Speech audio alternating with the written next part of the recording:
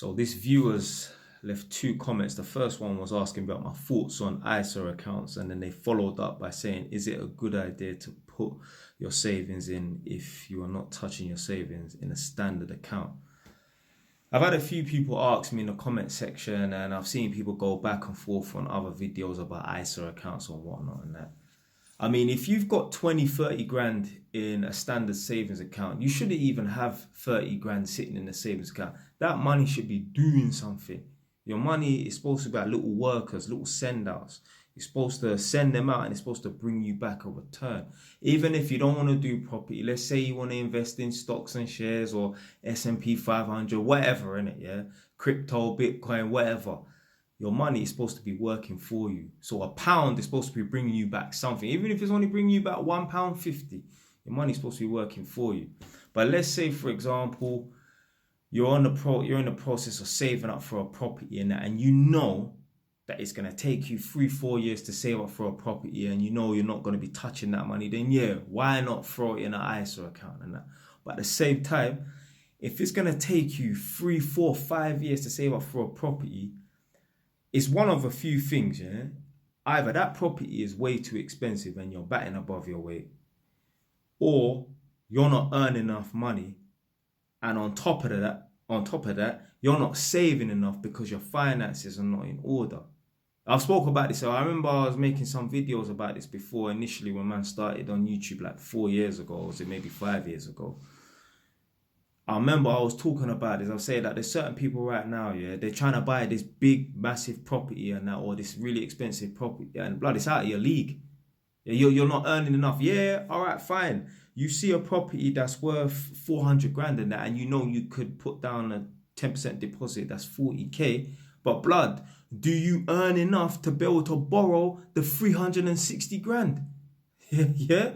Like, yeah, we can all get a 10% deposit for a property, but can we afford the mortgage?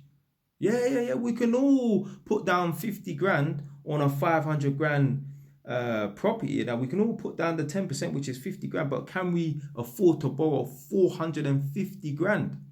If you're borrowing 450 grand, more than likely you need to be on 100 grand salary, because for the most part they multiply your earnings by 4.5 times for you to afford the mortgage.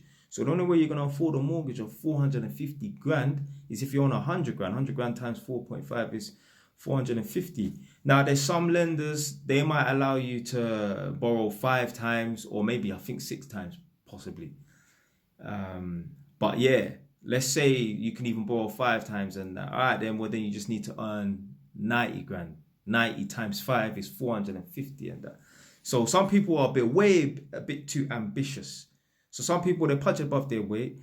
Some people, obviously, they're not earning enough as well. So that kind of goes hand in hand. And some people, their finances are not in order. So it's going to take them, like I was saying in my previous videos before, I think it should only take you a maximum of 2 years to save up for a deposit for a property. If it's taking you like 3.5, 4, 5 years and that, nah, something's not right there. You're trying to buy a property that's too expensive, or you're not earning enough money, or your finances are not in order. Where you're saving up £300-400 a month, you should be saving up £1,000 a month. So, and that they all work together. Why are you not able to save up £1,000 a month? Is it because your finances are not in order, or is it because you're not saving up enough? So if you want to save up for 2-3 years and put all your money in the ISA account, then all right, then cool. But if you're thinking about like saving up for 6-7 years, nah, man, it shouldn't take you 6-7 years to save up for a deposit for a property and that. It's better than obviously spunking your money and wasting money and going leasing a Mercedes or financing a Mercedes and that. But yeah, if you're sitting on 30-40 grand and that, your money needs to be working for you. So you shouldn't even be thinking about putting your 30-40 grand in no ISA account. What the hell is it doing? So someone put down below, yeah, what the interest rates are and that for. I think like with ISAs and that, you put 4 grand in, they give you £1,000 back or whatever in it. But even these high end, these best savings account, what's the interest rate? It's shit, blood. I remember at the time, remember that Santander 123 account? I had that before. I remember I had 20 grand or whatever the limit was, 20 grand or 25 grand. I think it was 20 grand, and then you need to have 3 direct debits and you need to put 1,500 in the account every month. I was at the max. I was getting the most out of it. I was only getting £600 for the year, which is £50 a month. 50 times 12, 600. Shit, what the fuck's £50? What's £600 doing for you every year?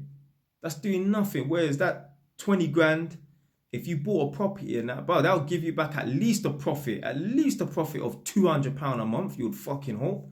Yeah? 200 times 12, we're looking at 2,400. So it's always best to invest your money in property, man.